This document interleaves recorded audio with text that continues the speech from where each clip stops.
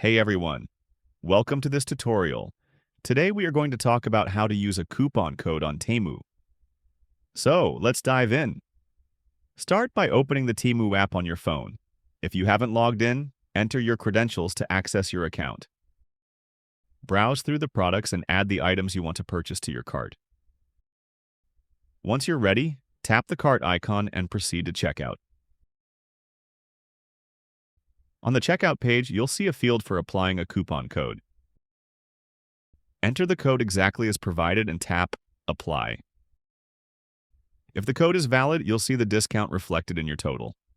After confirming the discount, review your order details, select your preferred payment method, and complete your purchase. And there you have it. Here's how to use a coupon code on Temu. If you found this video helpful, don't forget to like, subscribe, and hit the bell icon. Thanks for watching.